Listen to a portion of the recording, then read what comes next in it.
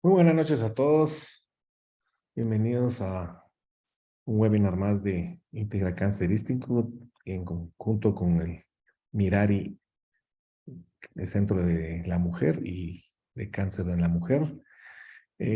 Hoy estamos conmemorando el Día Internacional contra el Cáncer, que fue el 4 de febrero.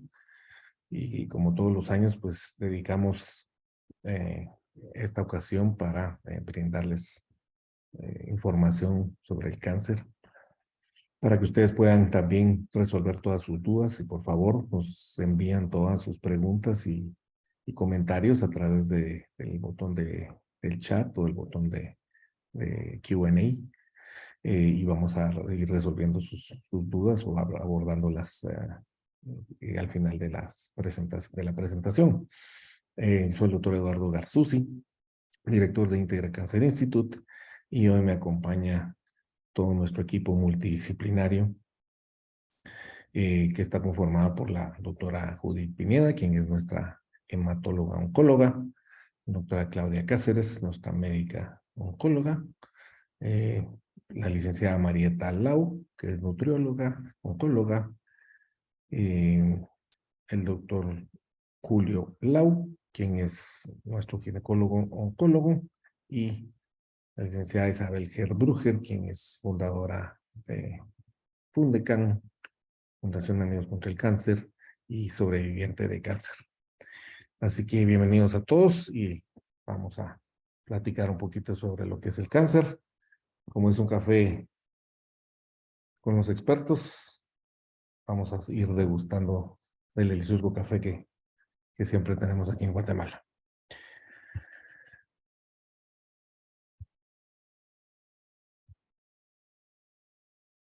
Vamos a empezar.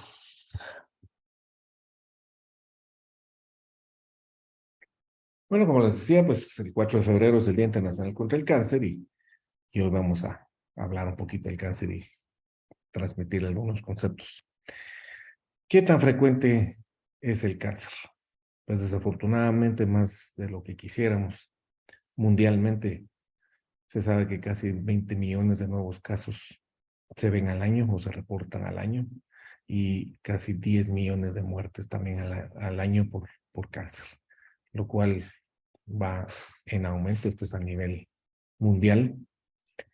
Uno siempre dice, bueno, ¿y qué riesgo tengo de, de desarrollar cáncer en mi vida, durante toda mi vida? Pues ahí lo pueden ver ustedes, es altísimo, ¿verdad? 1 de cada 2 hombres probablemente va a desarrollar cáncer en el transcurso de su vida y 1 de cada 3 mujeres. Y ahorita que estamos viviendo más, o sea, tenemos una expectativa de vida ya casi llegando a 80 años en promedio, incluso en países como el nuestro, en otros países incluso hasta más. Esto cada vez es más cierto, ¿verdad? Doctor Lau, pero en Guatemala, ¿cómo estamos? ¿Cuáles son los tumores más frecuentes en nuestro país? Hola, gracias doctor Susi. Gracias a todos y todas las que nos acompañan y se conectan hoy. Esperamos darles datos simples e importantes, ¿verdad? Bueno, la parte que yo hago es mujeres y realmente aquí en Guatemala, actualmente el cáncer de mama es el cáncer más frecuente. Es el número uno, yo creo. Ya pasó a cervix, que era antes el número uno, es muy común estos dos tipos de cáncer y la verdad pues son cánceres que podemos detectar de forma temprana y eso es lo importante también de esta plática, de saber de que estos cánceres que son muy comunes los podemos detectar de forma temprana y algunos hasta prevenir para que no ocurran. En hombres, pues lo más común es el cáncer de próstata. Si ven todos, lo más común está relacionado al área genital, urinaria.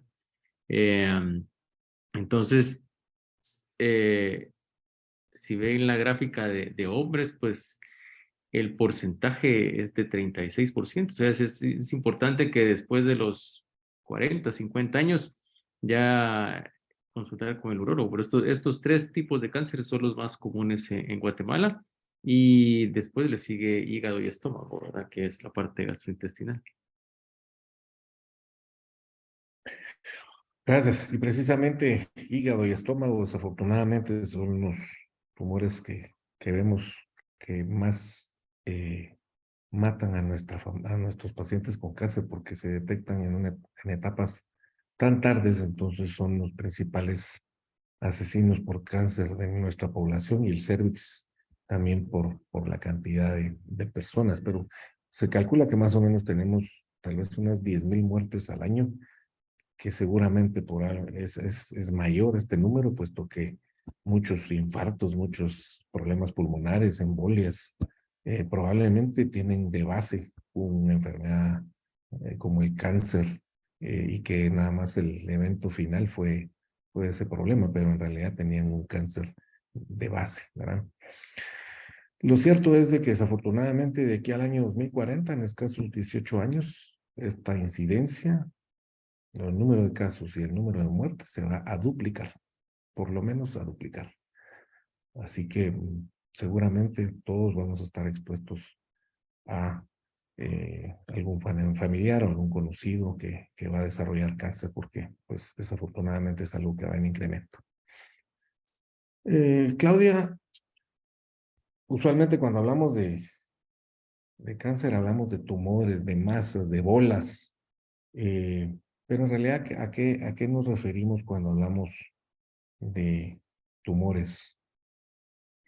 Bueno, cuando hablamos de cáncer o tumores, es un crecimiento anormal de las células, que quiere decir que nuestros mecanismos propios del cuerpo que tenemos para regular el crecimiento de las células falla y empieza a crecer las células de una forma normal o rápida, desordenada. Y entonces empezamos a ver los tumores. Sabemos que cuando hablamos de tumores, sabemos que son unas masas, que pues, estas pueden ser benignas o malignas. No significa que cuando nos vemos una masa o un tumor, tiene que ser cáncer. Entonces vamos a hablar más adelante cómo podemos identificar si estas masas, esta neoplasia, es realmente algo benigno o maligno. Sabemos que cuando ya hablamos de tumores malignos nos referimos a cáncer. Gracias.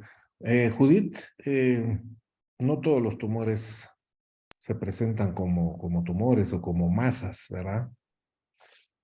Exactamente. En el caso de los cánceres hematológicos, pues tenemos el concepto de un tumor líquido, en el cual no hay una formación anormal de células, sino que estas células están diseminadas por el torrente sanguíneo, ¿verdad? Entonces eso nos difiere un poco del tumor característico de las neoplasias. Sin embargo, pues sí es una proliferación anormal de células malignas que también es catalogada como cáncer, ¿verdad?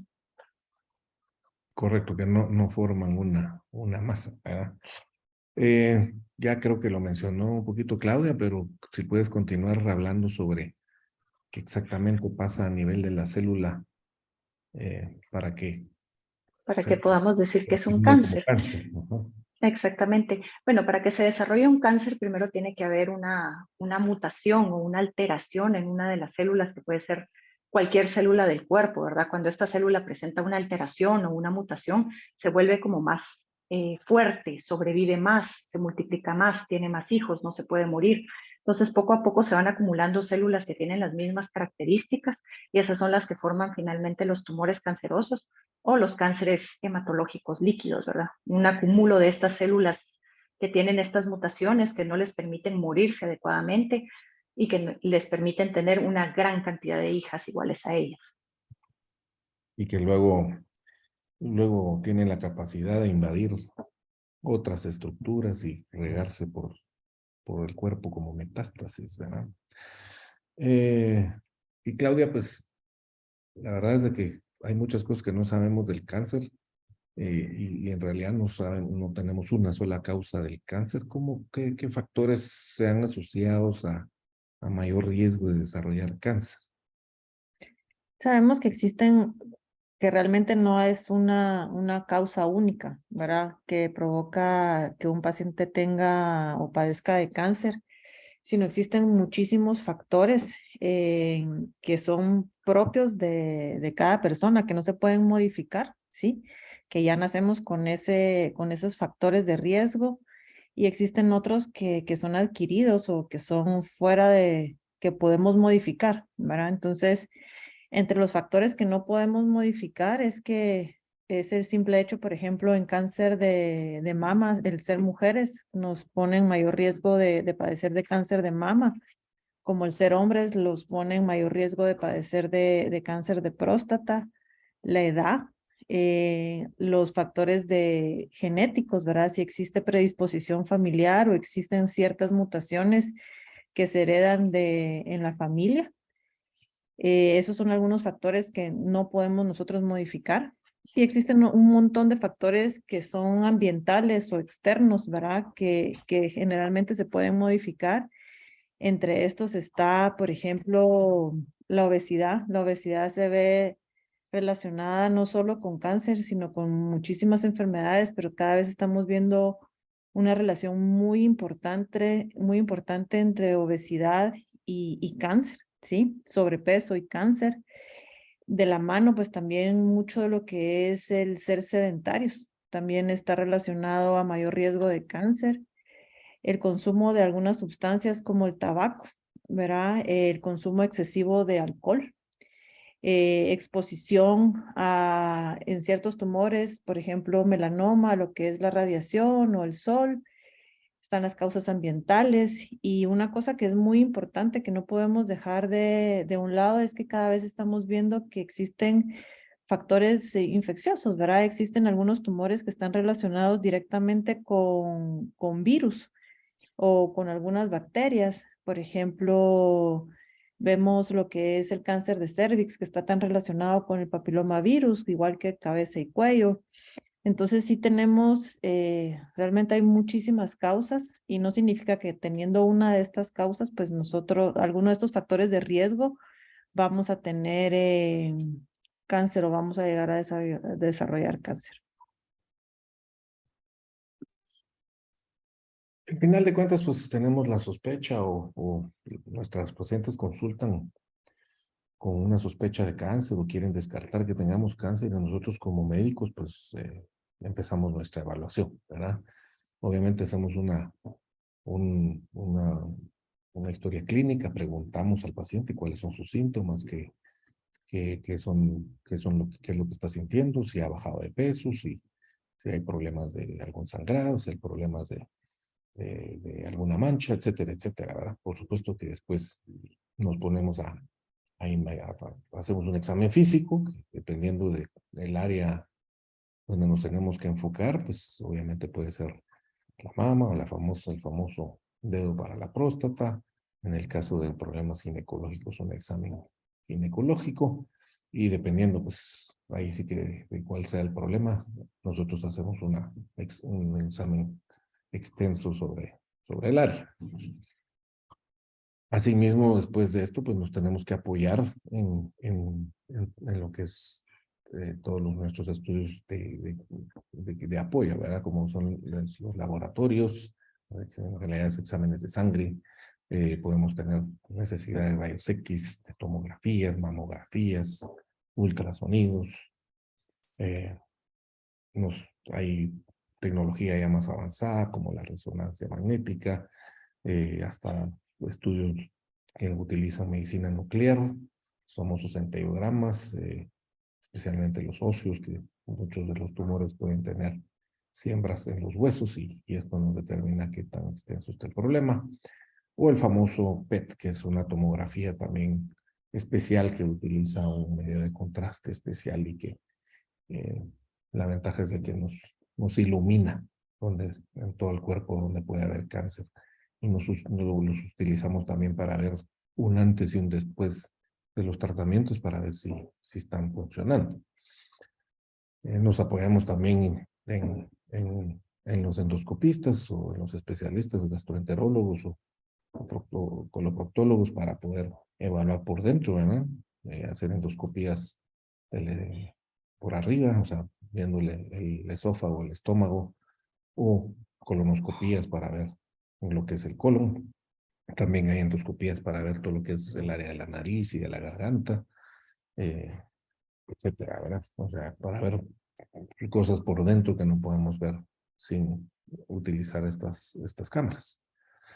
Pero al final, doctor Lau, pues nosotros podemos tener la sospecha y podemos pedir un montón de estudios que nos puedan apoyar para confirmarnos el diagnóstico, pero ¿cómo en realidad se confirma el diagnóstico de cáncer?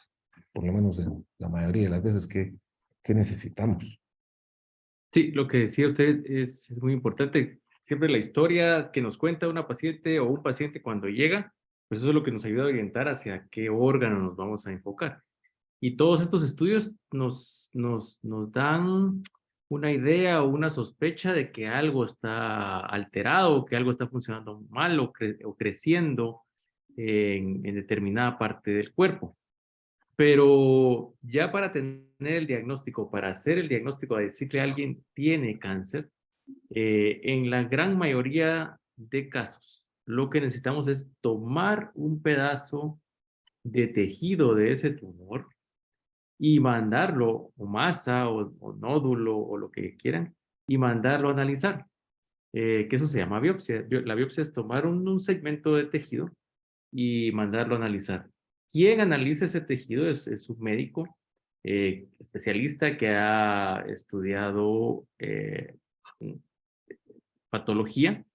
Y la patología, pues el patólogo viene y analiza ese tejido en el microscopio. Y en el microscopio, pues ve las células de ese tumor. Y dependiendo de las características que tenga esta célula, él nos puede decir si son células malignas o no son células malignas. Y también nos puede decir qué tipo de células malignas son y ya le puede poner nombre y apellido. Claro, para obtener ese tejido que les decía, no siempre es necesario operar o probablemente operar no es la primera opción en muchos de los casos. Ahora tenemos formas de mínima invasión para obtener el tejido y tener el diagnóstico. ¿Por qué es importante hacer el diagnóstico antes de operar? Porque ahí podemos mandar a hacer los estudios, someter ese caso a una sesión y hacer un plan cómo vamos a abordar el cáncer. Si lo operan muchas veces al principio, pues no tenemos ese plan y resulta así como que, mire, ahora tiene cáncer, ahora busque a alguien para que se lo trate. Entonces preferimos las biopsias de forma no invasiva, tal vez no operar en muchos casos. Hay casos donde pues no se puede, por ejemplo, el ovario, pues hay que operar para ir a sacarlo, pero en algunas ocasiones cuando está muy diseminado podemos hacer biopsias por punción. Y pues las biopsias más comunes, pues son estas biopsias con aguja, por ejemplo, en la mama, o el cervix está muy accesible, que tomamos un pedacito y lo podemos mandar a analizar. Y en la parte de los hematológicos, pues tomar la parte sangre y analizarla, ¿verdad? Entonces operar pues no es la primera opción, a veces es necesario, pero la biopsia es tejido que mandamos a analizar. Perfecto.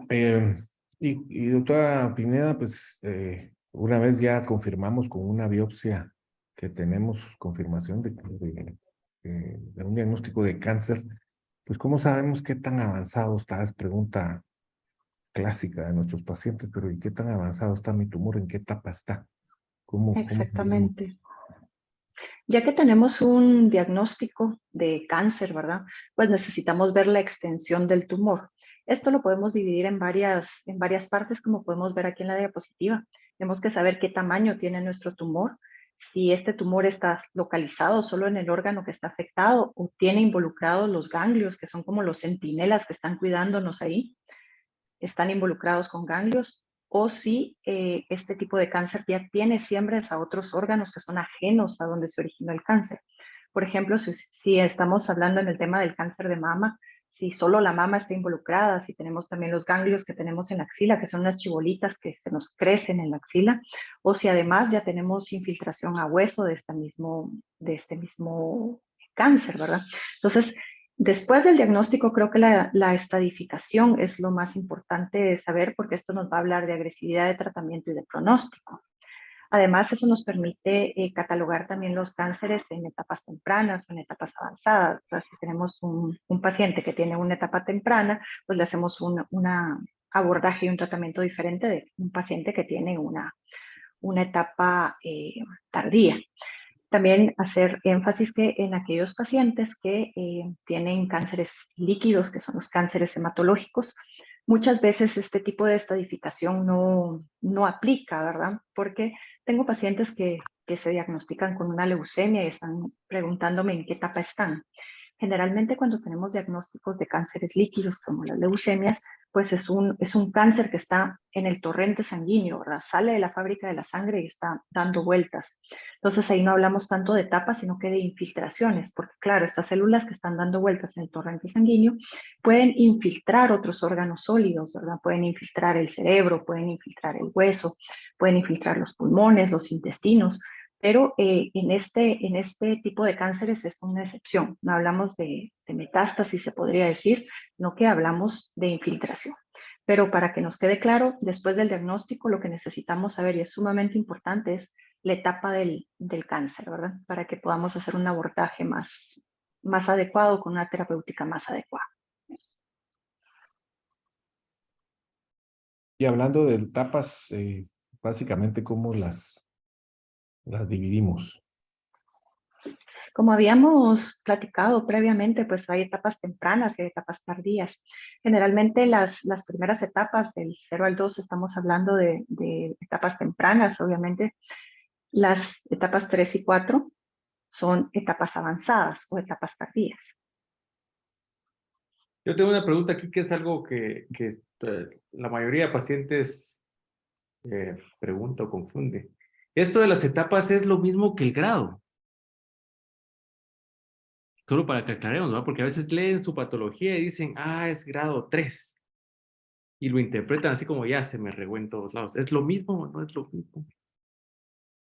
No, no es lo mismo, no es lo mismo, porque cuando hablamos de etapas estamos hablando justo de lo que mencionaba Judith, donde involucramos el tamaño del tumor o la infiltración dependiendo del tumor, los ganglios y si esto está afectando a otro órgano o no. Cambio el grado es cuando ven los patólogos, cuando analizan el tejido, dependiendo de qué tan parecida es la célula al tejido donde está apareciendo, ellos nos dicen la diferenciación, si es bien diferenciado, moderadamente diferenciado o poco diferenciado. Entonces son los grados los grados que aparecen en la patología, que no tienen nada que ver con la estadificación que nos acaba de explicar Judith. Son cosas muy distintas. Aquí una pequeña gráfica donde más o menos podemos explicar a qué se refiere la diferenciación o el grado.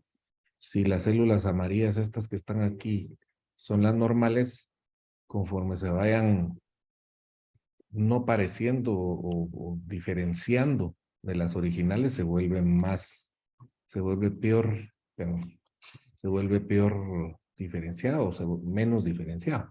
Esto podría ser algo bien diferenciado, esto pudiera ser moderadamente diferenciado porque se parece, pero un poquito. Ya cuando son las azules o las moradas, ya no se parecen en absolutamente nada a las originales amarillas. Entonces ahí es el grado ya 3 o hasta 4. A eso se refiere lo que es el grado, que es una medida una forma de medir la agresividad del tumor. Y ya que está ahí, doctor, Sí. perdón que yo cuando dicen invasivo, ¿a qué se refieren? Porque a veces la paciente también interpreta que invasivo quiere decir que se le está metiendo al corazón, a los pulmones y todo. Ya que tiene esa gráfica tan bonita ahí, ¿nos puede explicar qué es invasivo? Sí, muy buena pregunta porque todo el mundo lee invasivo y como vos decís, todo el mundo cree que ya se regó por todos lados. Invasivo quiere decir, bueno, ustedes notarán aquí que tenemos esta línea gris. Aquí esta línea gris, todos nuestros órganos por lo general tienen varias capas y esta es una capa protectora, se llama membrana basal es tal vez nuestra primera línea de defensa. Y conforme estas células siguen creciendo y creciendo, una vez penetran cuando penetran esta capa, ya se considera un tumor invasor. Antes se considera no invasor o in situ, y entonces pues no ha penetrado esto. ¿Por qué es esto importante? Porque debajo de esta membrana basal están los vasos sanguíneos y los vasos linfáticos, y una vez penetran las células esta barrera, pues ya se pueden diseminar a otras partes, ¿verdad? Sobre todo los ganglios y la vía sanguínea, y a hacer siembras por otros lados. Entonces, a esto nos referimos cuando es invasor. Entonces ya a nosotros como médicos un tumor invasor ya nos pone en alerta y ya tenemos que investigar a través de todos los estudios que hicimos y de otras maneras si efectivamente hay o no hay siembras en otras partes del cuerpo. Aquí tenemos un ejemplo, Julio, de lo que es cáncer de mama. Tal vez nos puedes rápidamente definir cómo se clasifica y se tipifica el cáncer de mama. Para que tengamos Es lo que les estaban explicando, ¿verdad? Que usamos un sistema que se llama TNM. T es el tumor, N son los ganglios y M es metástasis a otro lado. Y entonces, la T la clasificamos dependiendo del tamaño que tenga el tumor. Le ponemos una T, ya sea 1, 2 o 3 o 4. Y la N es dependiendo cómo están los ganglios, si solo es un ganglio afectado, si es un grupo de ganglios. Y la M, pues ya se fue a otros lugares del cuerpo. Entonces, dependiendo de la combinación de esto, pues le asignamos un número de estadio, que es el 1, 2, 3 y 4. Claro, por lógica, pues lo peor es tener un 4. Y lo que quisiéramos es siempre detectar estos tumores en estadio 1, que por ejemplo en mama, muchos tumores en estadio 1 pues no dan ni molestias ni se tocan. Entonces por eso son importantes los estudios preventivos o de diagnóstico de detección temprana. Pero ahora ya hemos entendido o llegado a entender mejor la célula cancerosa, y ya nos dimos cuenta que a pesar de que podemos clasificar los tumores en etapa 2, 1, 2, 3 o 4, no todos los tumores son iguales. Ya podemos estudiar mejor la célula y ver su perfil biomolecular o su perfil genético. ¿A qué nos referimos con eso, siguiendo tal vez este ejemplo de cáncer de mama, Claudia? Y como justo estaba mencionando, Eddie, pues ya con los exámenes que se hizo, con la patología, pues conocemos, por ejemplo, que la paciente tiene un cáncer de mama. Sabemos su etapa clínica, según lo que ya habíamos explicado, el tamaño, si afecta a los ganglios o si está ya afectando algún otro órgano diferente a la mama. Pero eso no es suficiente, ¿sí? Necesitamos tener muchísimo más información, que me imagino que muchas o muchos han oído lo que es inmunohistoquímica, que esto no solo se usa en cáncer de mama, sino necesitamos utilizarlo en más tumores, donde nos da como el apellido, el apellido de este tumor que se tiene. Y esto es importantísimo porque nos dice, primero, pronóstico, ¿verdad? Nos habla mucho del pronóstico. No es lo mismo tener un cáncer de mama que sea de receptores de estrógeno, progesterona positivos, o una paciente que tiene un triple negativo, o alguien que expresa el HER2. Entonces, ya hablamos que es un pronóstico diferente, y que es sumamente importante es a la hora de que tenemos que dictar la conducta de un tratamiento, hacia dónde nos vamos a dirigir. La inmunohistoquímica, o saber el nombre, el apellido de este tumor, nos orienta a cómo vamos a abordar a la paciente, qué tipo de tratamiento, qué tipo de quimioterapia le vamos a dar, si esta paciente necesita una terapia blanco, si necesita inmunoterapia, si va a necesitar, después de todo el tratamiento, continuar con algún tipo de bloqueo hormonal. O sea, es bien importante a la hora que nosotros definimos también tratamiento. Sí es. Ya lo revisamos. Pues bueno, pues efectivamente ahora ya tenemos toda nuestra información, ya tenemos la patología, hicimos la biopsia, vimos todos nuestros estudios de extensión, ya tenemos etapificado a nuestro paciente y tenemos el apellido, como dice Claudia, del perfil biomolecular. Entonces, ahora, ¿cómo tratamos el cáncer? Clásicamente hemos hablado sobre 3 pilares importantes, doctor Lau, que son la cirugía, la quimioterapia y la radioterapia. A grandes rasgos, ¿cómo los describimos? Bueno, esos son como los 3 pilares principales en el tratamiento de cáncer. La quimioterapia, pues es, para que se hagan una idea, es la medicina o los medicamentos que van en la vena y esos recorren o van a todo el cuerpo y si encuentran alguna célula de cáncer la agarran y la destruyen.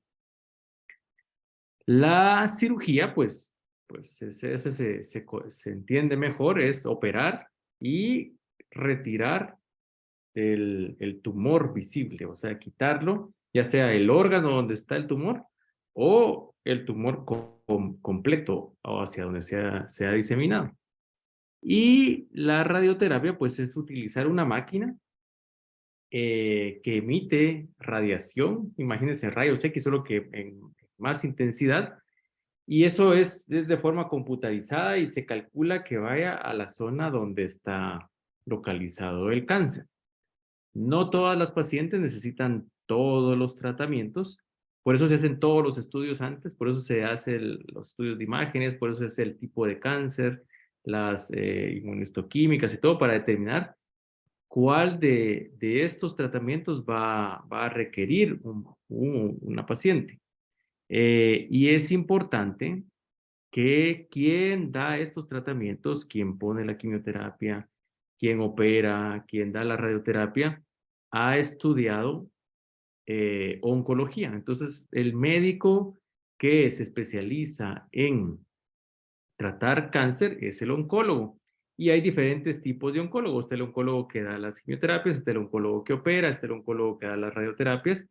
Pero sí es importante que si ustedes se van a tratar de algún cáncer, pues asegúrese que su médico pues sea un oncólogo. Si la van a operar de cáncer, o si su médico le dice, mire, tiene cáncer, la voy a operar, asegúrese que su médico haya recibido un entrenamiento, haya tenido un entrenamiento en oncología. Eso es muy importante para que los resultados sean buenos y la probabilidad de curarse pues sea más alta. Sí, es, cada uno de estos tratamientos tiene sus especificaciones, su manera de operar, sus indicaciones. Entonces, todas esas cosas son conceptos que pues la gente que tiene experiencia en oncología maneja mejor esto. Pero ahora ya no nos quedamos nada más con estos pilares, ya como les explicábamos, ya avanzamos en entender mejor cómo funciona el cáncer y ya se han ido desarrollando otras herramientas. Judith, ¿a qué nos referimos con estas terapias blanco o genéticas o inmunoterapia que ahora ya usamos bastante seguido? Pues exactamente. La verdad es que el tratamiento del cáncer ha avanzado muchísimo. Entonces ahora contamos con medicamentos que van dirigidos contra blancos. ¿Qué significa esto? Que son medicamentos que son específicos para ciertas proteínas que tienen las células cancerosas, ya sean, en el caso de la inmunoterapia, inmunoglobulinas o factores que nos pueden ayudar a que nuestro sistema inmunológico combata el cáncer. O en el caso de la terapia blanco, la terapia genética que va dirigida, son medicamentos que van, como dice su nombre, dirigidos a atacar este tipo de proteínas o de genes que son específicos para cada tipo de tumor. Por eso es que actualmente estamos hablando de terapia individualizada o terapia que va dirigida para cada persona en específico cuando estamos hablando de cáncer, ¿verdad? Ya nos ha llegado esta época de tener una terapia de cáncer que es mucho más dirigida para cada quien, específica para cada persona. Ya no tratamos los cánceres todos iguales, sino que cada cáncer tiene sus características propias, cada paciente tiene sus características propias y pues tenemos que escoger adecuadamente las terapias que le ponemos a los pacientes. Pero igual de importante también, el cáncer pues no solo es un golpe físico y una afección física, sino también es un problema emocional y un problema nutricional, sobre todo algunos cánceres más que otros. Y creemos nosotros como equipo multidisciplinario que es igual de importante que el mismo tratamiento. Como pueden ver, pues entonces manejamos los pacientes de una manera multidisciplinaria, no solo necesitamos de una forma de tratar, sino en un conjunto de expertos que se dedican a cada una de estas diferentes terapias. Y una de ellas es la terapia nutricional. De las preguntas clásicas que nos hacen siempre, Marieta, es ¿qué puedo comer? Ahora tengo cáncer, ¿qué puedo comer? He oído un montón de cosas sobre el azúcar, sobre la leche, sobre que ya no debería de volverme vegetariana o vegana. ¿Hay alguna dieta específica para combatir el cáncer? Bueno, es importante saber, ¿verdad? Que la terapia nutricional juega un papel importante, no solo, y los buenos hábitos, ¿verdad? No solo porque pueden disminuir el riesgo de padecer algún tipo de cáncer, sino durante el tratamiento del paciente, así como en cuidados paliativos, ¿verdad? Si existe la dieta específica anticáncer, no existe. Y también es importante saber que no existen suplementos alimenticios ni suplementos nutricionales que prevengan o curen el cáncer, ¿verdad? Esto es importante aclararlo. ¿Qué medidas debemos de tomar, verdad?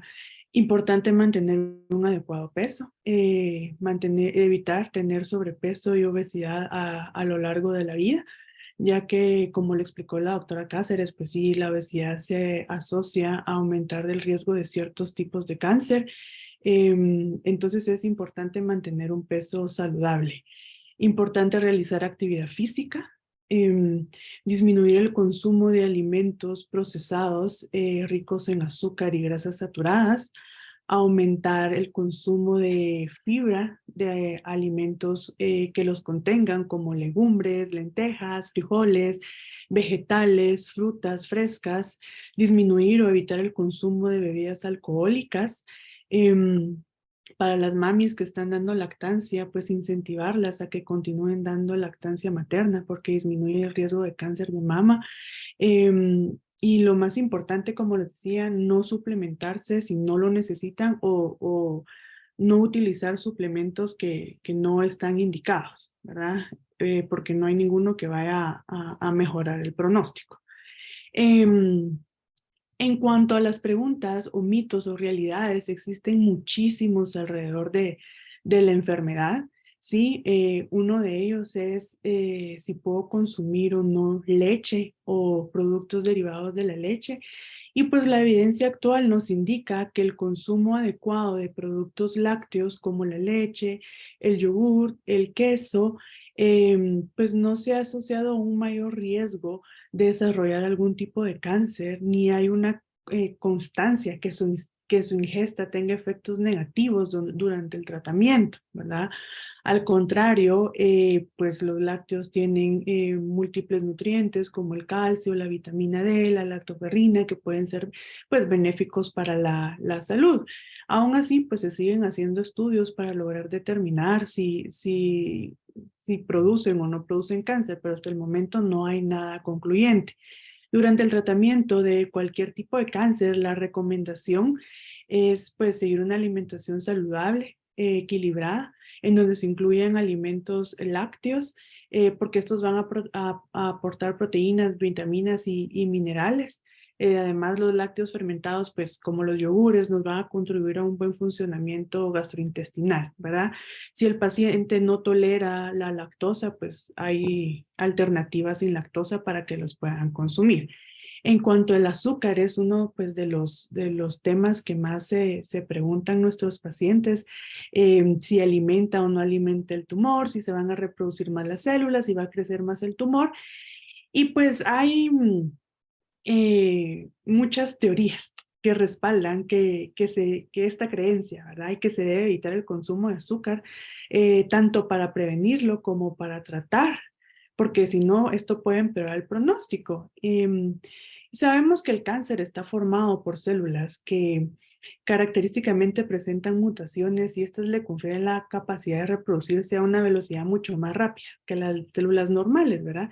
Y estas células malignas, al igual que nuestras células sanas, pues van a necesitar de glucosa para poder funcionar.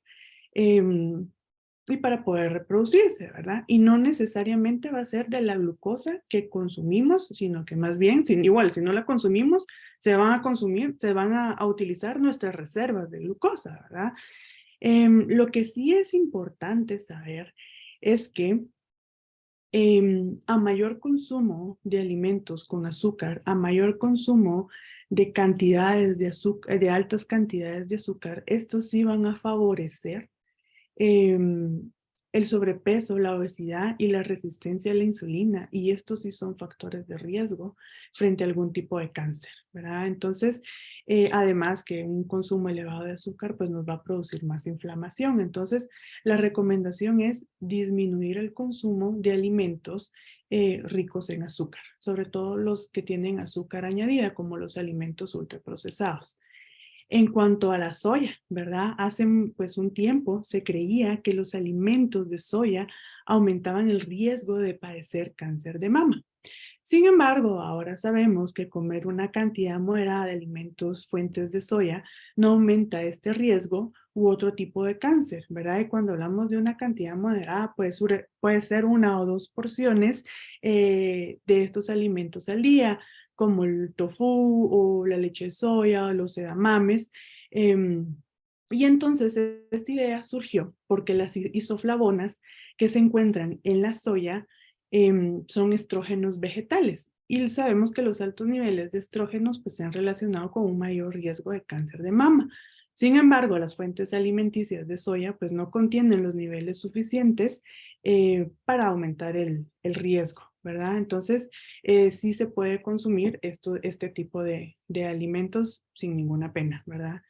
En cuanto al consumo de carnes, pues la Agencia Internacional para la Investigación del Cáncer pues concluyó que existe una asociación entre un alto consumo de carne roja y alimentos procesados y el desarrollo de cáncer colorectal, ¿verdad?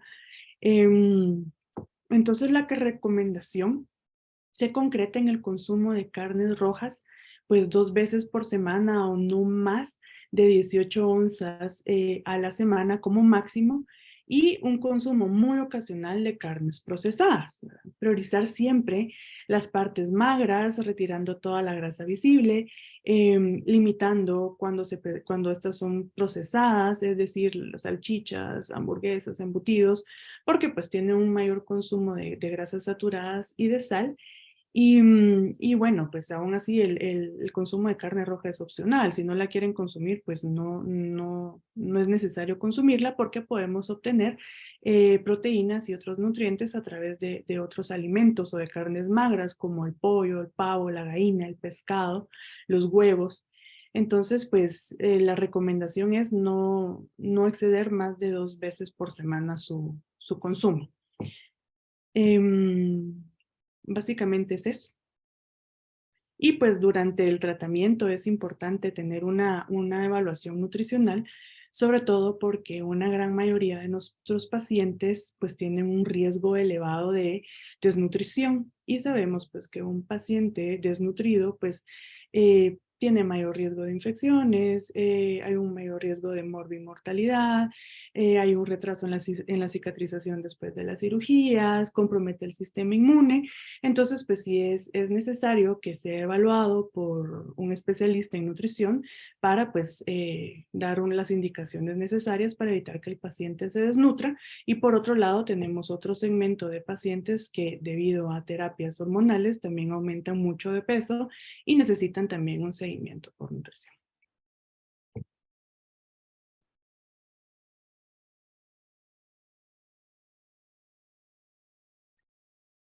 No podemos enfatizar eso lo suficiente. De verdad que el acompañamiento nutricional es importantísimo desde el inicio de todos nuestros pacientes. Bueno, pues como ven, el tratamiento es multidisciplinario. Muchas veces, la mayoría de las veces, hay más de una opción de tratamientos. Casi siempre usamos una combinación de tratamientos entre quimioterapia, cirugía, radioterapia, obviamente todo el manejo nutricional, el acompañamiento psico-oncológico. Todo eso debe de tomarse en cuenta. Muchas veces el orden de los tratamientos hace una gran diferencia.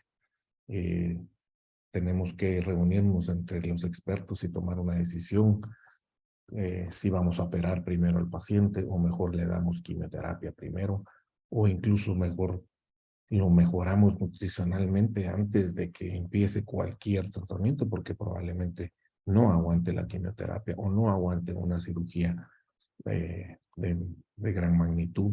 Entonces podemos empezar incluso mejorando la nutrición del paciente. Esto requiere de una comunicación muy estrecha entre todos los expertos. De nuevo, un manejo integral multidisciplinario para tomar las mejores decisiones. Entonces, pues ahora hablamos de lo que es, tal vez vamos a redundar un poquito, pero hablamos de precisión oncológica, ¿verdad? De los tratamientos a la medida. O sea, como dijo Judith, cada paciente tiene sus características, cada tumor tiene sus características. Entonces, tratamos a la paciente que tiene ese tumor. No tratamos, por decir, con escopeta a los tumores, sino ahora con rifles de alto calibre y tratamos a ese tumor en ese paciente con esas características, con el tratamiento que va a funcionar mejor para esa persona. Y para eso, pues, tenemos que reunirnos todos, tomar una decisión en conjunto a través de una sesión de expertos, una mesa multidisciplinaria, un tumor board, donde discutimos los casos y los abordamos para tomar las mejores decisiones. Estos son mensajes claves que deberían de llevarse ustedes siempre. Nos acompaña Isa Gerbruger, quien es sobreviviente de cáncer y que ya vivió esto personalmente. Y Isa, pues muchos pacientes obviamente nomás tienen este diagnóstico, inmediatamente dicen me voy a morir. ¿Nos puedes contar un poco de tu experiencia y cómo esto pues ya no es cierto? Así es. Pues muy buenas noches a todos. Pues realmente muy conmovida con todo esto. Esto es sumamente importante. El cáncer sinónimo a muerte es uno de los mayores mitos que existe. Es una de las mayores preocupaciones que tiene un paciente al recibir la noticia.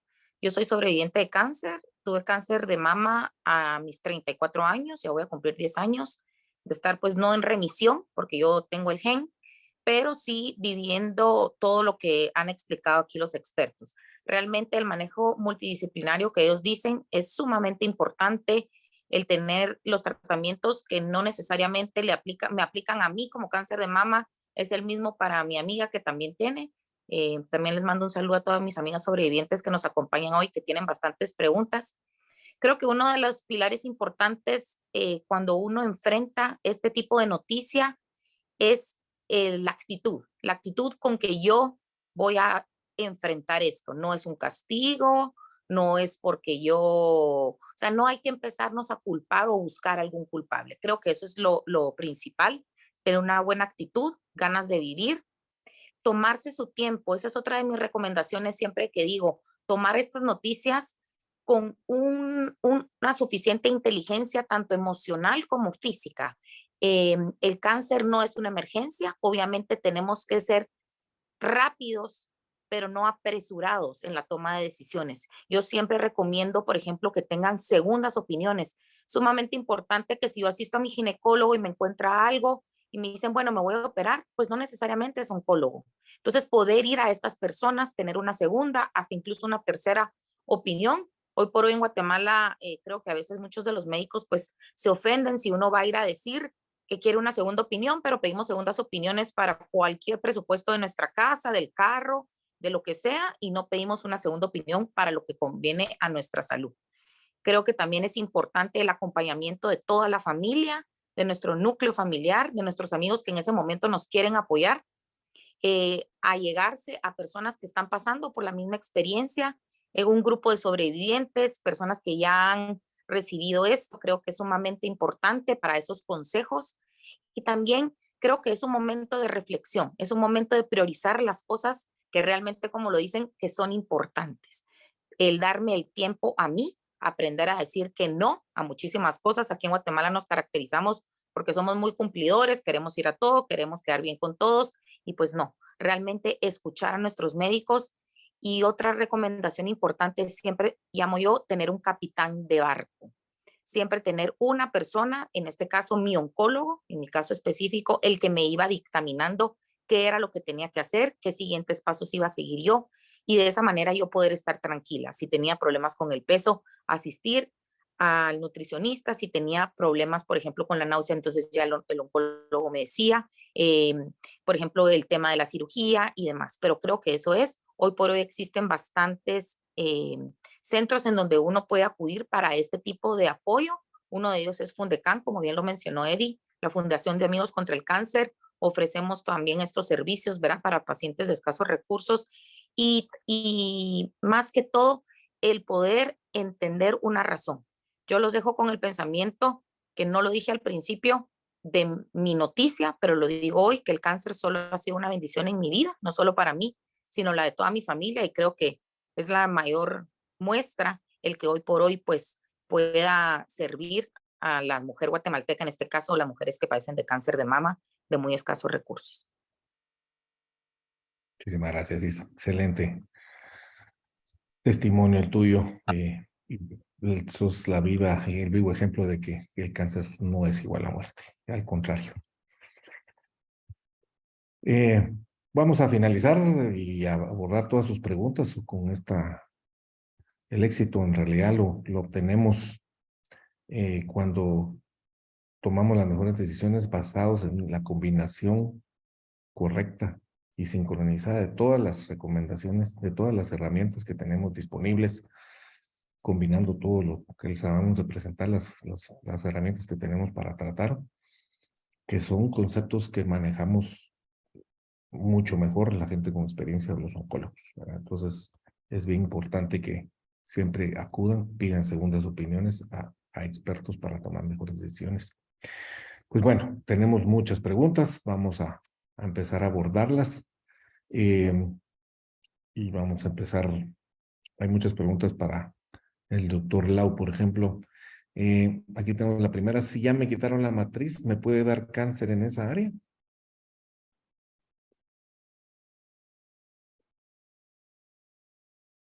¿Doctor Lau?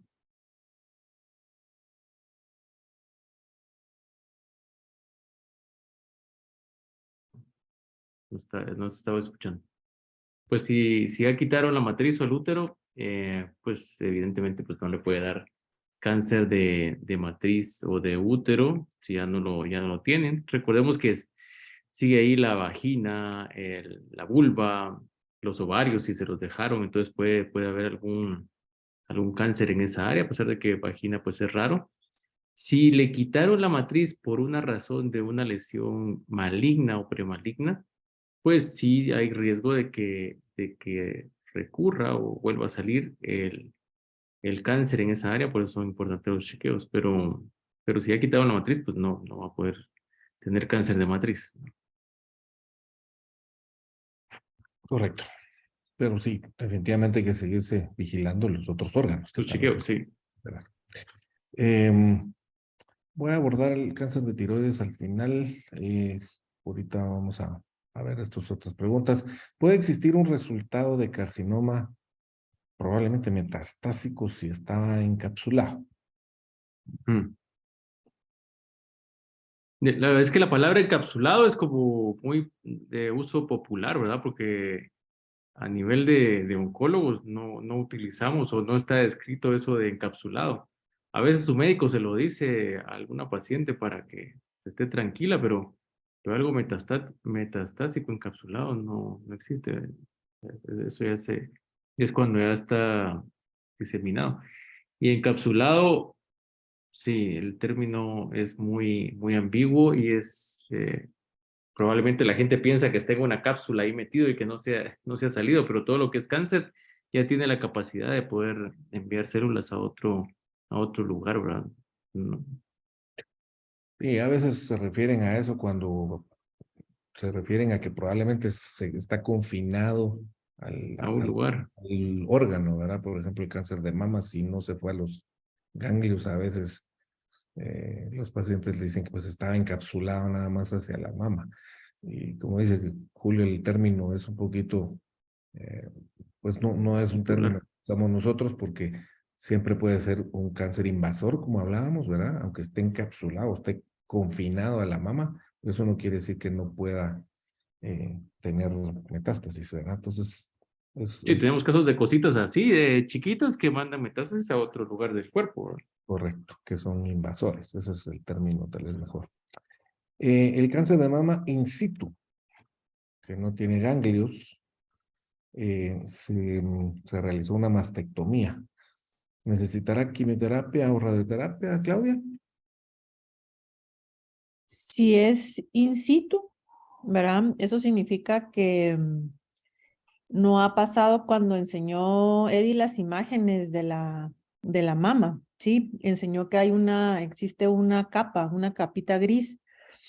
Entonces, cuando está in situ, quiere decir que no ha sobrepasado esa barrera. Entonces, generalmente este tipo de tumores no necesita tratamiento de quimioterapia. Muchos de ellos los tratamos con tratamiento hormonal, dependiendo de cómo salga lo de la inmunohistoquímica, ¿verdad?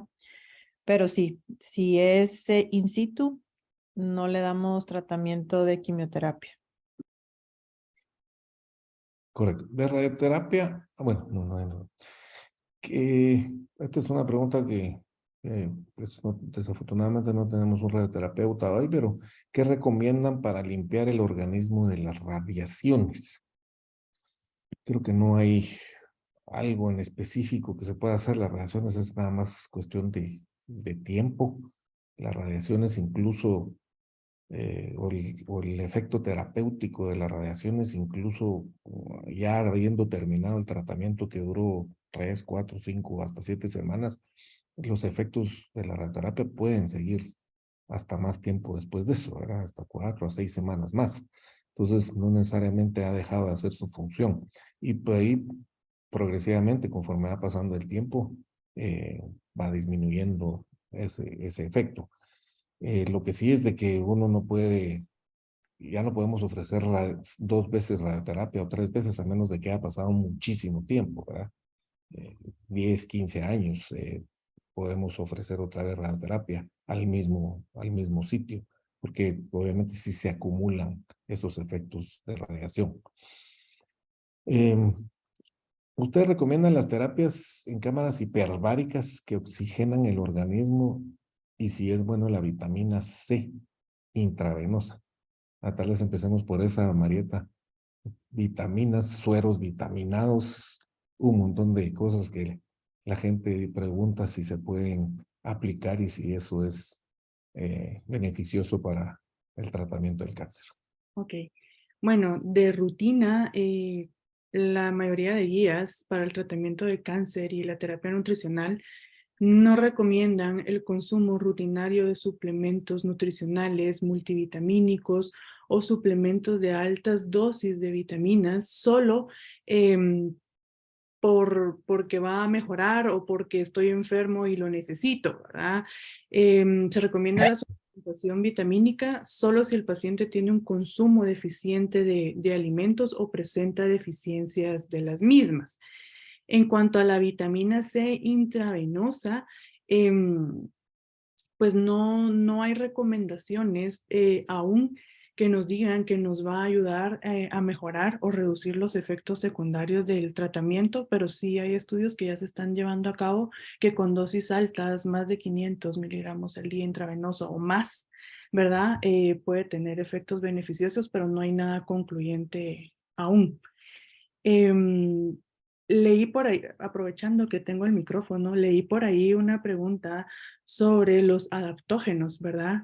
Que es pues un término que se emplea a ciertos alimentos y suplementos también que pueden ayudar a lidiar el estrés, ¿verdad? Y cuando hablo de estrés va relacionado al estrés que también produce la misma enfermedad y pues se refiere a muchos suplementos, hierbas, etcétera, ¿verdad? Que muchos de nuestros pacientes tienen la duda o la inquietud de poder consumir y realmente sabemos que las plantas medicinales o suplementos herbáceos pues tienen propiedades, distintas propiedades beneficiosas para la salud, ¿verdad? Y pueden ayudar a paliar los síntomas producidos por el tratamiento o por la misma enfermedad. Sin embargo, muchos estudios nos dicen que no se recomiendan de rutina porque muchos de ellos pueden tener interacción con algunos medicamentos de la quimioterapia o la radioterapia. Entonces, antes de suplementarse cualquier suplemento que no les dejó su médico, consulten, ¿verdad? Para evitar que vaya a haber ahí una interacción con los medicamentos o la terapia que están recibiendo y vayan a haber efectos contrarios, ¿verdad?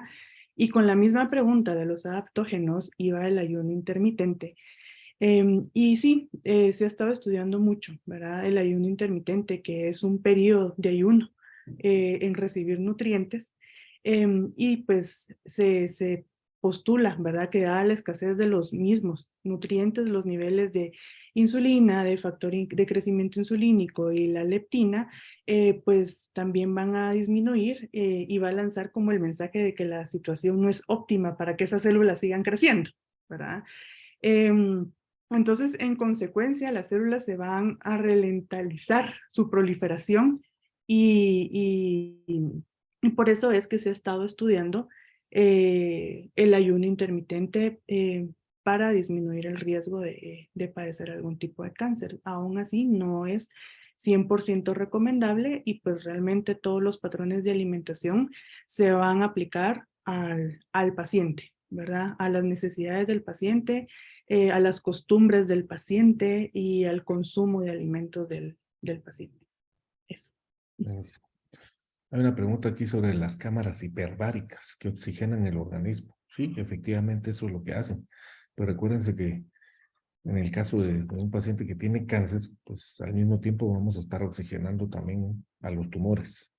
Entonces, en realidad no está indicada el uso de las cámaras hiperbáricas. Las cámaras hiperbáricas las utilizamos, por ejemplo, cuando ya fue tratado el paciente y tenemos algunas secuelas sobre precisamente la cicatrización de heridas o las secuelas a veces de los tratamientos con radioterapia, que podemos mejorar la cicatrización o cómo va a ir sanando esas heridas o esas áreas y utilizamos a veces las cámaras hiperbáricas para eso, pero no mientras tenemos un tumor ahí que puede crecer.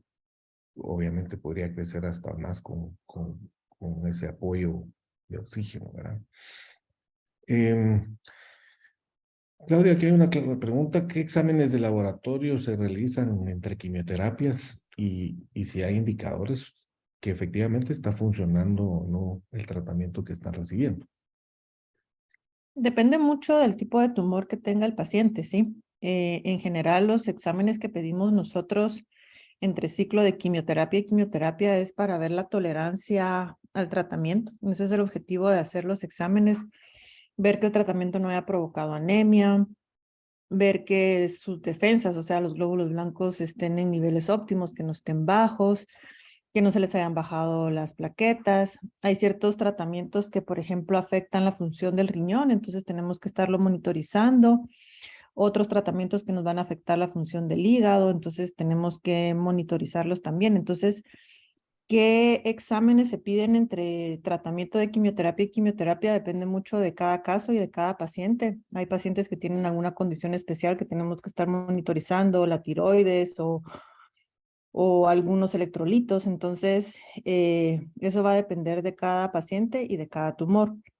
¿Qué exámenes podemos hacer como para controlar y ver si tenemos alguna respuesta? También depende de cada tumor. Por ejemplo, en cáncer de ovario es un tumor donde sí nos sirve mucho el marcador tumoral si se elevó al inicio. Entonces, si este estaba elevado al inicio y nosotros lo podemos ir solicitando entre ciclo y ciclo para ver si esto va disminuyendo o no. Hay tumores que no tienen ningún marcador o ningún índice que nos pueda ir orientando. Entonces, después de cada ciertos ciclos, pues uno pide algún examen como una tomografía, una resonancia, un PET. Entonces, sí es muy individualizado, ¿verdad? Ese es un buen tema, los marcadores tumorales. Mucha gente cree que en la sangre se puede detectar si uno tiene cáncer o no y a veces hasta se abusa de pedir estos marcadores tumorales que en realidad, excepto por tal vez el antígeno prostático, son tan sensibles, ¿verdad? Doctor Lau, mucho de esto es que el famoso CA-125 que ya mencionó Claudia y que muchos ginecólogos lo piden de rutina. Y la verdad que tenemos muchas consultas de pacientes que el límite es 30 y llega a 35, entonces ya llegan asustadas porque tienen cáncer, pero muchas veces obviamente no es así. Sí, el marcador tumoral, realmente lo que las personas interpretan o creen, a veces hasta los médicos, es que son la cantidad de células de cáncer que están viajando en la sangre. Y pues realmente eso no es el marcador tumoral, son proteínas que producimos y que se pueden elevar en algunos tipos de cáncer. Vamos a hablar del CA-125, por ejemplo, sí se eleva en pacientes que tienen cáncer de ovario, pero también se puede elevar por otras causas, ¿verdad? Tanto ginecológicas, que de las más comunes, no cáncer, puede ser la endometriosis, o por otras causas, por ejemplo, una diarrea, una infección urinaria, causas no ginecológicas pueden elevar el CA-125 y saltar la alarma. Entonces, sí es bien importante la correlación entre lo que vemos en el ovario, si tenemos un tumor en el ovario, y el CA-125. Y ya está comprobado que hacerse CA-125 de rutina todos los años para detectar cáncer de ovario no sirve, no van a detectar cáncer de ovario haciéndose CA-125 de forma rutinaria. El 50% de los cánceres de ovario no elevan el CA-125 y pues solo están gastando, no sé cuánto cuesta el CA-125, son como 500, 600 quetzales todos los años en hacerse un examen de sangre que no les va a servir. Si tienen cáncer de ovario, ahí sí sirve. Pero si no tienen cáncer de ovario, no sirve hacerse CA-125. Y eso va para todos los Para otros casi todo, marcadores, ¿verdad? O ¿verdad? sea, Porque muchos incluyendo que a veces marcan todos los marcadores tumorales para tratar de detectar algo. Ahí se están gastando unos 3,000 quetzales tirados a la basura. así es, ¿no? Para páncreas no se puede pedir un examen de sangre, no hay marcador tumoral que diagnostique.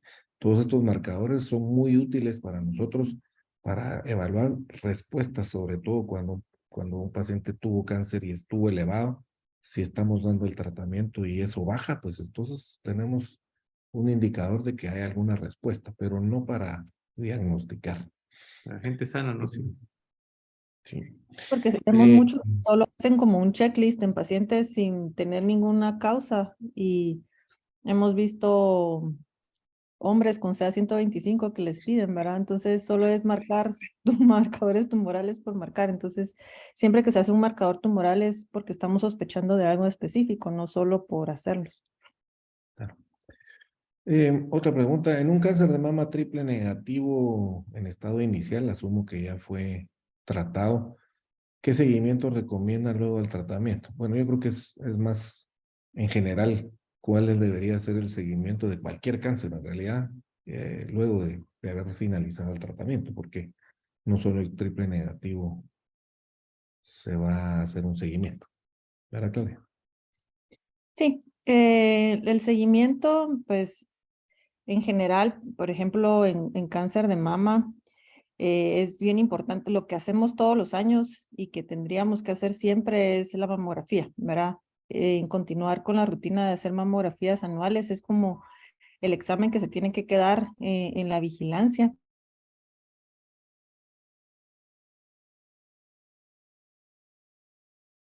Se nos fue Claudia.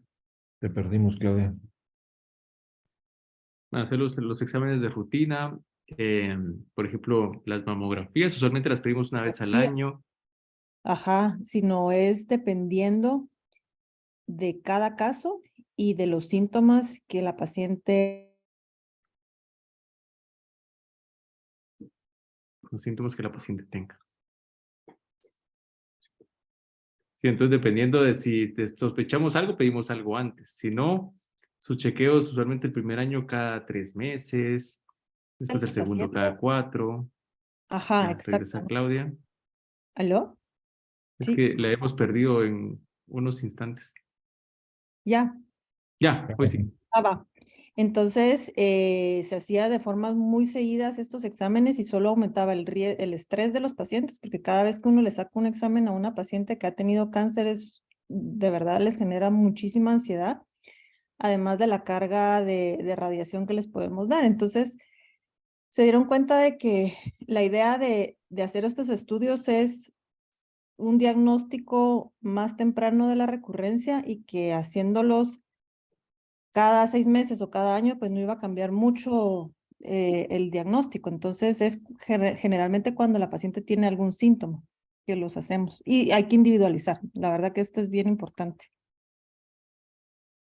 Y por lo general los primeros 2 años es cuando estamos un poquito más, citamos a los pacientes más seguido, cada 3 meses, cada 4 meses. Y depende de la histología del cáncer, ¿verdad? Y porque sabemos que hay ciertos Etapa, correcto. que los primeros 2 años son los de mayor riesgo. Ujú. Y otros son después de los 5 años es donde más cuidamos a las pacientes, pero estamos viendo que pacientes con otros subtipos de tumores, tal vez los primeros años no hay tanto riesgo y estamos viendo recurrencias muy, muy tardías. Entonces, es dependiendo del subtipo de tumor que tenga cada uno. Así es. Aquí hay preguntas sobre pacientes que puedan tener antecedentes familiares de cáncer. La pregunta es específica para cáncer de mama, pero en general, si hay antecedentes de cáncer en la familia, eh, ¿qué recomendación se tiene para los demás para empezar a hacer sus exámenes de detección temprana? Bueno, ahora hay pruebas genéticas, o sea, si tenemos a alguien que el mismo cáncer se repite, por ejemplo, hermana, mamá, abuela, hijas, se repite un patrón. Actualmente en Guatemala es muy fácil hacer una prueba genética y en 10 días, 14 días tenemos el resultado.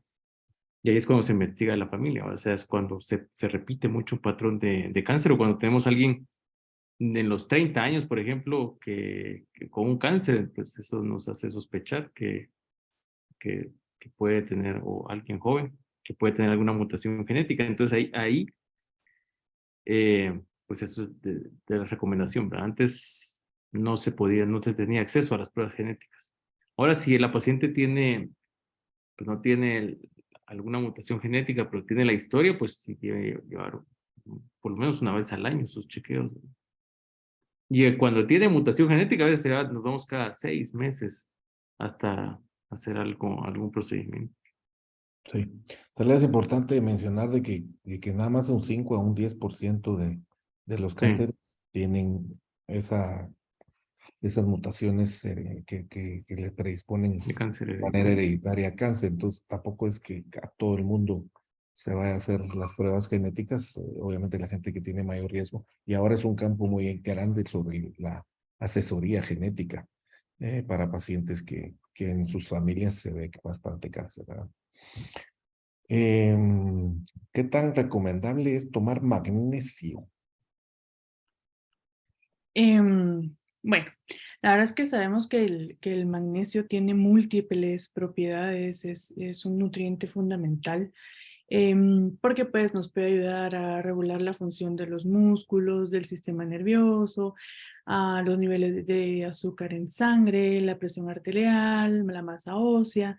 Nos ayuda a manejar la depresión, el rendimiento deportivo, maneja el cansancio, nos sirve para fortalecer el sistema inmune, el estreñimiento, una adecuada digestión, ayuda a la resistencia a la insulina, para la piel, etcétera. Ahora tiene múltiples propiedades el magnesio en el cuerpo y pues primero tratar de de consumirlo a través de fuentes alimenticias.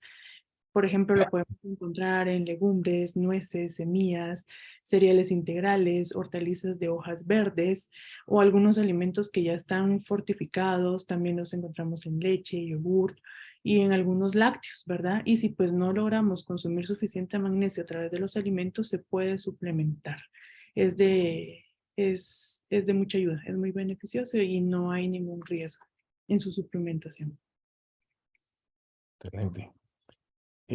Aquí hay una pregunta, ya no estamos metiendo a especificidades, pero es muy buena pregunta, relacionado siempre a los estudios adicionales genéticos que se pueden ahora ir en ciertos tumores, como dice Claudia, ¿verdad? Tengo 55 años, me diagnosticaron con cáncer de mama triple negativo, que es un tumor muy agresivo. Pregunta si vale la pena realizar los análisis genéticos como el BRCA1, BRCA2, PDL1. Aparentemente ya la operaron, está recibiendo tratamiento con quimioterapia y luego recibirá radioterapia. Pregunta, pues, ¿será necesario que necesite inmunoterapia también? Claudita. Sí, hemos visto que entre los avances que hemos tenido en cáncer de mama triple negativo, como dice Eddie, es un tumor muy agresivo y que antes teníamos básicamente la quimio para poder tratar a estos tumores. La inmunoterapia empezó mucho que era melanoma y en pulmón y se empezó a meter a otro tipo de tumores y se vio que en cáncer de mama triple negativo pues sí tiene cierta función, pero depende mucho de las características que podamos ver en la patología y la etapa clínica de las pacientes. Sí hay pacientes que se benefician del uso de inmunoterapia.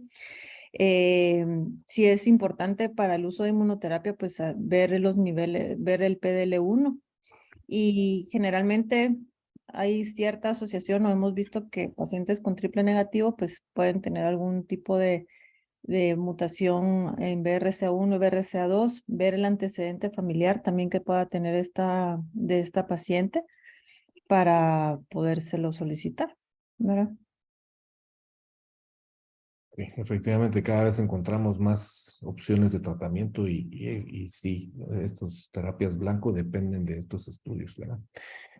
Julito, hay preguntas sobre la vacuna del virus del papiloma humano. ¿Qué riesgos hay de que mi hija de 16 años reciba una vacuna del papiloma humano? Es un tema que abordaremos tal vez en un webinar exclusivo para eso, pero ¿qué es la recomendación actual sobre las vacunas contra el virus del papiloma? Que se las pongan. O sea, así, sí, sí. A las niñas hay que protegerlas. O sea, es el objetivo mundial en disminuir el cáncer de cervix es la estrategia de vacunar al 90% de las niñas. Entonces, con eso vamos a lograr disminuir considerablemente el cáncer de cervix en 20, 30 años.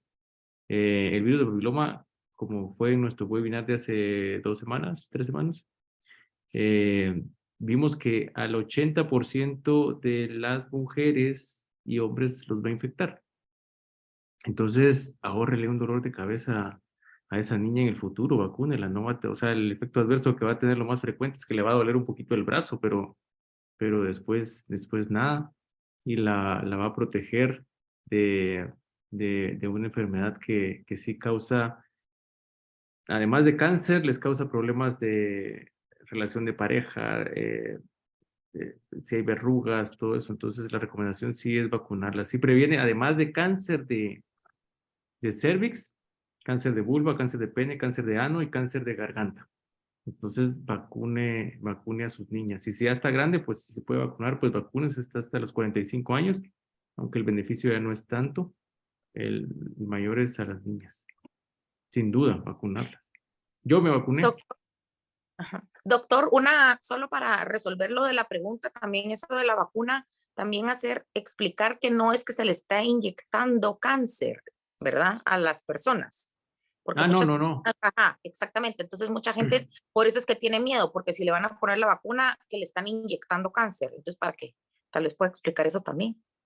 Sí, no es que se les esté inyectando, ni se les esté inyectando virus, ¿verdad? Ahora, actualmente, creo que ya no hay vacunas que inyecten un virus, sino que son partículas parecidas, ¿verdad? O sea, es como que si le inyecto una foto mía, pero no le estoy inyectando toda la persona. Entonces el sistema inmune, las defensas dicen así como, al que tengo que buscar es a este, ya sé quién es.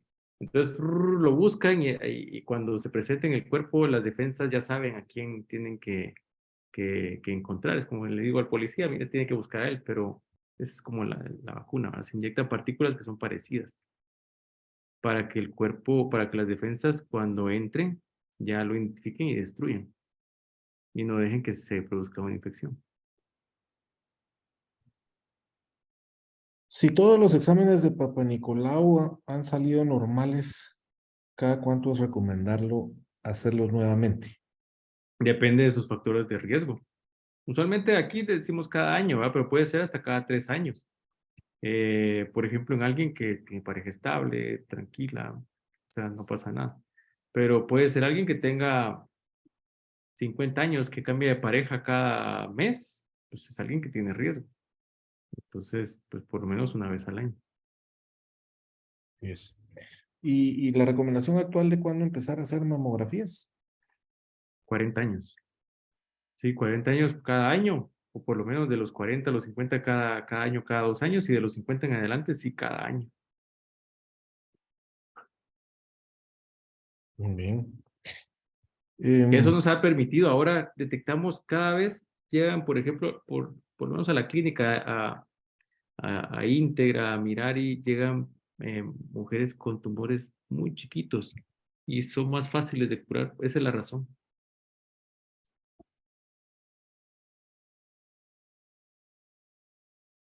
Bien, voy a abordar ahorita las preguntas que han hecho sobre el cáncer de tiroides. El cáncer de tiroides es papilar o el bien diferenciado de tiroides, que es el más común, pues es uno de los tumores que sí se ha visto, o se está viendo con más frecuencia. Afortunadamente, la mayoría de veces lo encontramos en etapas tempranas y el tratamiento casi siempre es curativo. El tratamiento por lo general es cirugía y a veces hay necesidad de dar algún tratamiento radioactivo para consolidar el tratamiento ablativo, o sea, terminar de matar las células que puedan causar problemas. Sí es importante y hay muchas preguntas al respecto sobre las hormonas. Cuando a uno le quitan la tiroides por un cáncer de tiroides, pues obviamente necesitamos recibir ese suplemento. Sin embargo, luego de una cirugía de tiroides por cáncer, no es suficiente nada más recibir el suplemento de las hormonas, sino necesitamos suprimir el alimento que causa que crezca este cáncer, que es la famosa hormona TSH. La TSH las logramos suprimir dando tratamiento, dosis un poquito más altas del tratamiento de hormonas. Idealmente deberíamos de tener un nivel de TSH por debajo o casi cero, o sea, lo más cercano a cero posible. Si por ahí hay una pregunta, si yo tengo una TSH en 3.7 o algo así, y estoy tomando, creo que dijo 100 miligramos o 100 microgramos de hormona tiroidea, pues sí, definitivamente pareciera ser que no es suficiente. Habrá probablemente que aumentar esa dosis. Eso no quiere decir de que esté volviendo el cáncer. O sea, el nivel de TSH no es un marcador tumoral de que está volviendo el cáncer, sino que simplemente no estamos suprimiendo suficientemente el alimento o la hormona que hace crecer a este tumor. Entonces probablemente haya que subir esa dosis de la hormona para poder controlar mejor ese tratamiento, ¿verdad? el seguimiento del cáncer de tiroides, pues es precisamente haciendo esos controles de TSH, también buscando, midiendo una hormona que se llama tiroglobulina, una proteína, perdón, que se llama tiroglobulina, que nos puede indicar si efectivamente hay alguna recurrencia. Es un poquito más complejo de lo que yo les estoy diciendo, pero a grandes rasgos eso es lo que es el cáncer de tiroides. Vamos a tener un webinar específico para eso. ¿Qué porcentaje de reincidencia hay de cáncer de mama? En realidad, tal vez, ¿cómo sabemos qué tan factible será que cualquier cáncer recurra o no recurra? Pues, Julio, depende de las cosas que ya platicamos, ¿verdad? Sobre la etapa y el tipo de cáncer, etcétera. Sí, entre más avanzado es un cáncer, es más probable que vuelva a regresar. Igual lo que dijimos del subtipo, ¿verdad? O sea, hay subtipos que es más probable que regrese, y que no es probable que regrese, por ejemplo, en cerebro, en pulmón, en otros órganos. Y también Claudia lo decía, hay subtipos que a veces regresan, pero regresan a los 5 años, a los 10 años, entonces va a depender del subtipo de cáncer y de qué tan avanzado está. ¿La vacuna se puede poner en niños? Sí, Sí. definitivamente, y se la deberían de poner a los niños. Los niños los hombres somos los portadores, y también nos puede dar cáncer de pene, de orofaringe, así que a los hombres también nos puede dar cáncer por el virus del papiloma, y sí hay que vacunar a los niños. Una pregunta más específica sobre cirugía. ¿Será posible determinar qué bacterias postcirugía de seno radical se manifiestan como celulitis mientras se toma antibiótico? Y de ser así, ¿cómo se identificaría para el tratamiento del antibiótico acertado?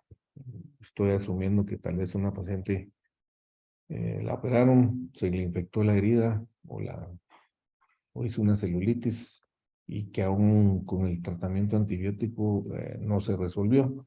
¿Cómo podemos determinar si hay necesidad de un antibiótico más efectivo? Un cultivo, pero usualmente uno deja de forma empírica una cobertura para alguna bacteria que esté en la piel, probablemente.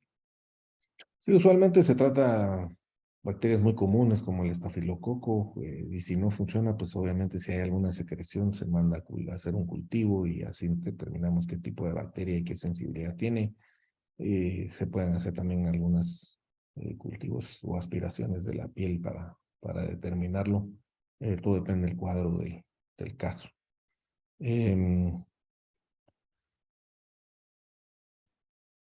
No sé si ven alguna otra pregunta ustedes por ahí.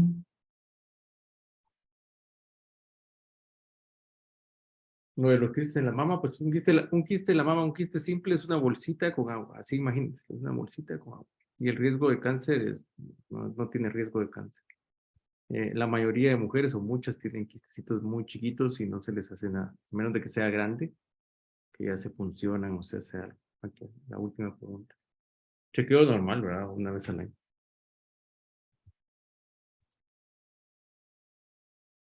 Ok, vamos a ver si tenemos algún otro aquí. Bueno, pues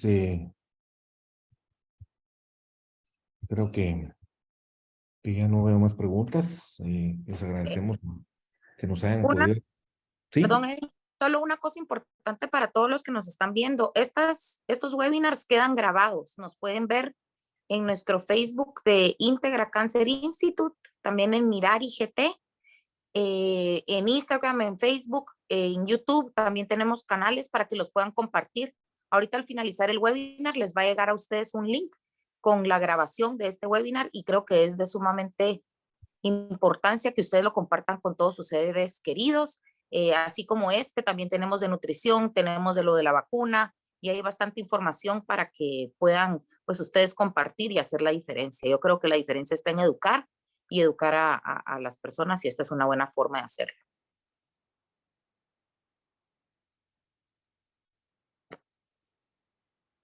Aquí hay una última pregunta de último momento. Una persona que consulta porque le salió una bolita, asumo, bolita de sebo. Sí, son relativamente comunes los quistes sebáceos. Usualmente los podemos encontrar donde hay vellos o pelos, ¿verdad? Porque usualmente se pueden tapar esos folículos pilosos donde están estas glándulas de sebo, y básicamente son barros grandotes, ¿verdad?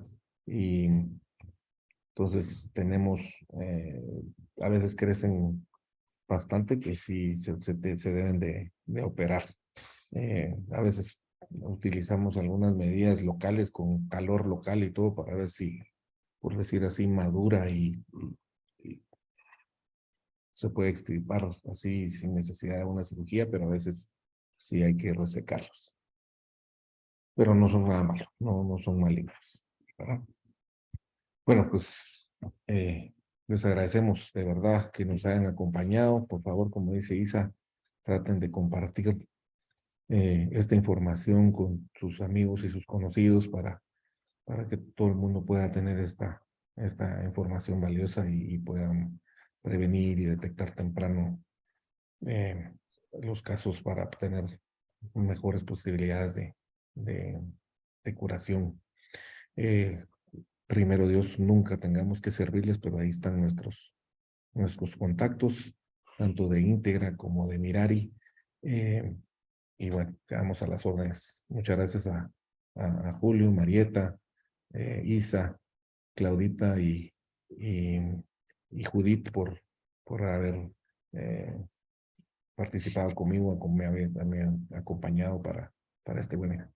Buenas noches a todos y los esperamos para el próximo.